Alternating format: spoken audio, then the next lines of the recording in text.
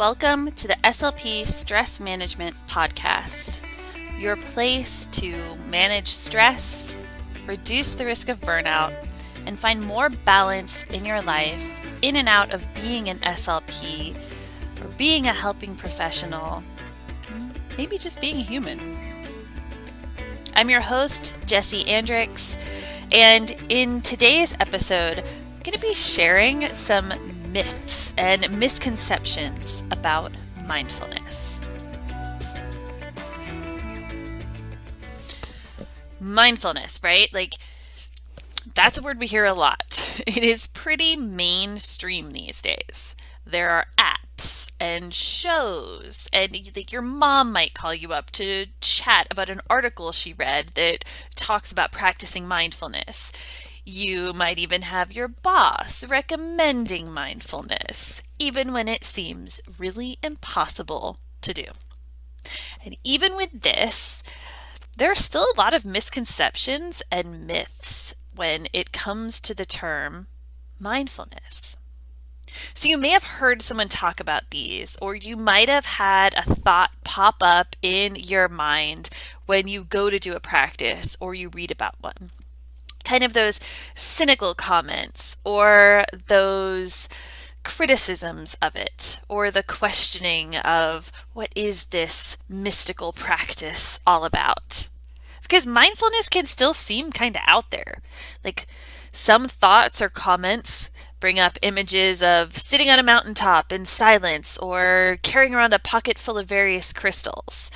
And some just think of someone sitting and meditating for 10 hours a day. And hey, no offense, I do like some of these things, right? But I also find them not always realistic or something that's more for fun than necessarily science backed. And 10 hours a day of meditation, I'm just not sure that is possible. So mindfulness is not necessarily this way. Mindfulness, by definition, is paying attention on purpose, in the present moment, and without judgment. That's it. So with that being said, there are still a lot of misconceptions and myths about what mindfulness really is. So I want to break down a few myths about mindfulness and give you the truth behind them. So here's the first one. It's too woo or new aged. So mindfulness might seem like a new age or woo thing that does have to involve a lot of mystical concepts or card readings or crystals, or that it's all about transcendence.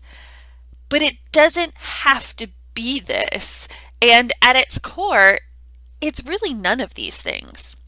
And again, I love playing around with a lot of these, and I do not judge you if you use these as a daily practice and as part of your mindfulness, but this is not what mindfulness is. And as far as being new aged, well, it might seem like it kind of just popped up as this trend, in the last few decades, especially now, and maybe even this mystical trend. Mindfulness is based off of ancient practices that are rooted in yoga, which is 5,000 years old, or Ayurveda, or Hinduism and Buddhism, long before it became a woo and new age transcendental experience. Which brings me to our myth number 2. It's a religious practice. This is a big one that when we hear mindfulness, and a lot of times specifically with meditation, that someone might say, that sounds nice, but I can't do that. That's a different religion than what I have. So is it a religious experience, a religious practice? Sure, only if you want it to be.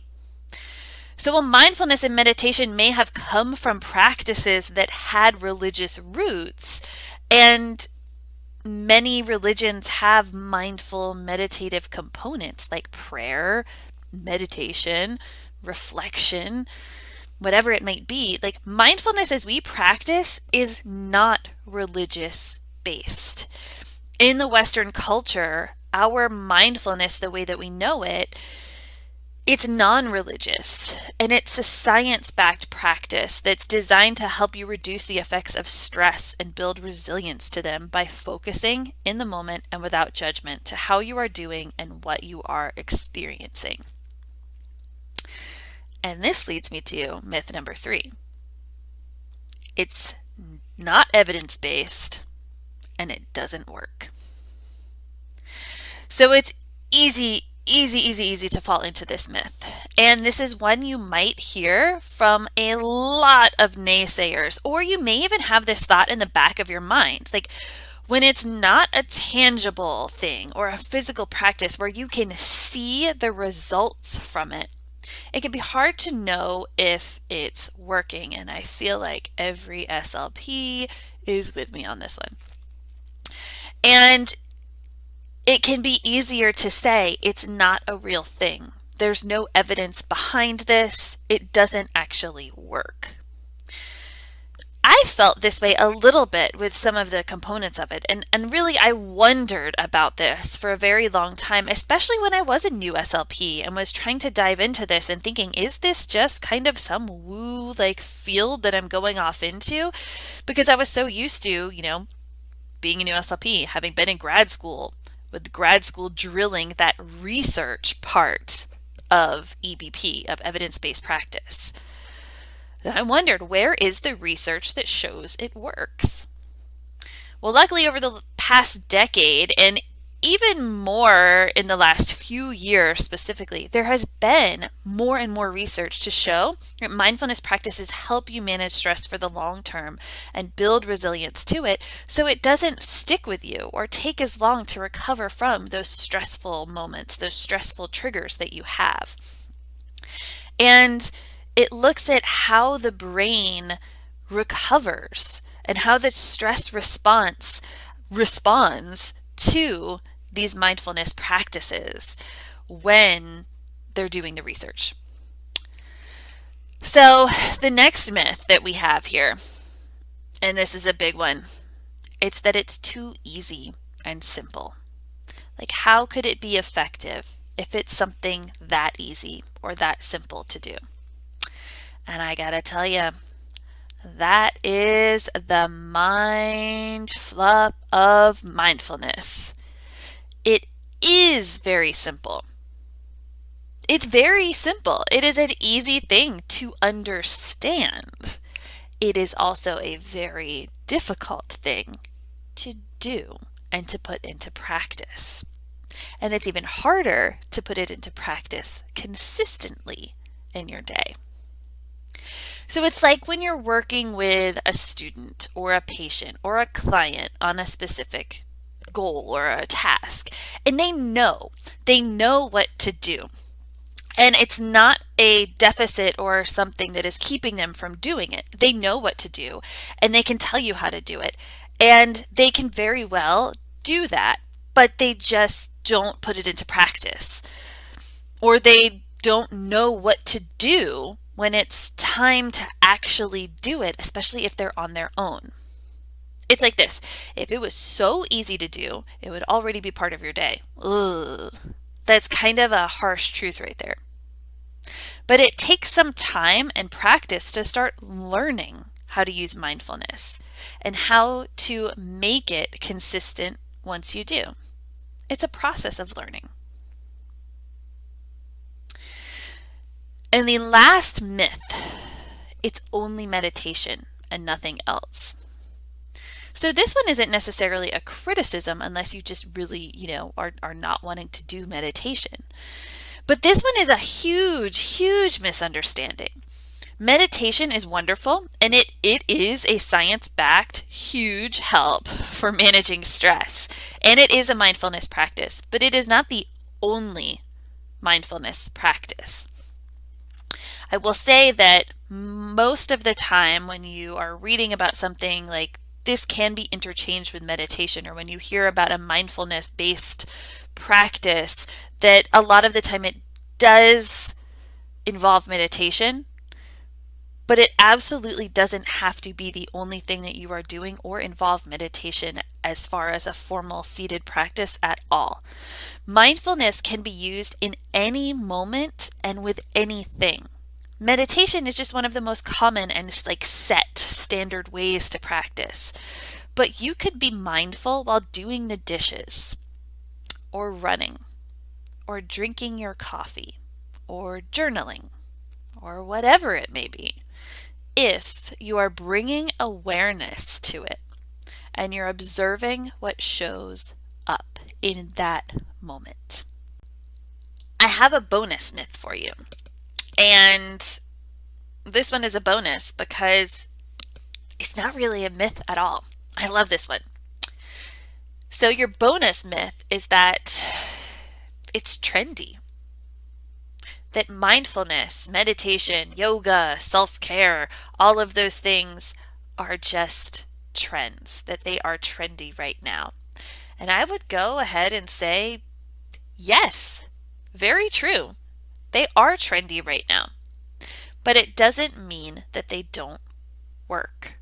In fact, they're trendy not because they are just a fad or like a frivolous thing, but because they are so very needed with all that each of us continue to face and have more to face each day.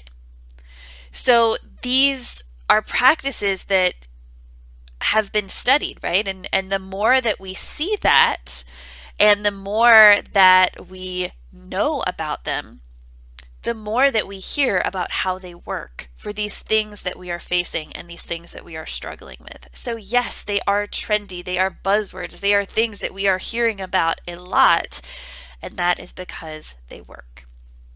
So there you go. Myths busted.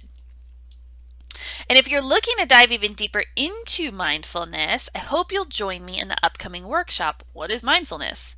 On February 24th. This is part of the Resilient SLP monthly workshop series, which is an ongoing workshop series or membership where every month we get together and we talk about and learn about these aspects that help us manage our stress, that help us grow more resilient to it, whether it is a webinar or a workshop or maybe a movement and yoga practice. This month, it is all about mindfulness.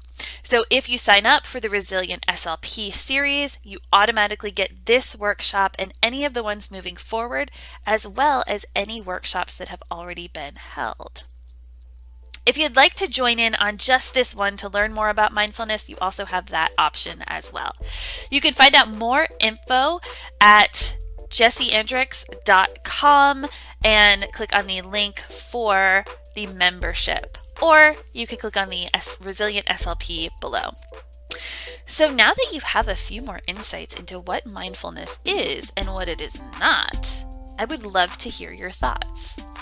What is the biggest myth that you have been believing or hearing when it comes to mindfulness? Leave a comment below, share it with me on Instagram, or send a message to jessie@jessieandrix.com. Thank you so much for being here. Love and light to you. I don't know about you, but I'm kind of tired of simply managing stress. So if you constantly feel like you're managing your stress and you're focusing your stress and you will join me for this new monthly workshop series that's launching soon. So join me for the Resilient SLP. Non-stop, but the effects of it and the way that it sticks with you can be lessened through resilience. In the Resilient SLP, you'll get schedules to bringing more mindfulness into your workplace itself, to things like yoga practices and meditation.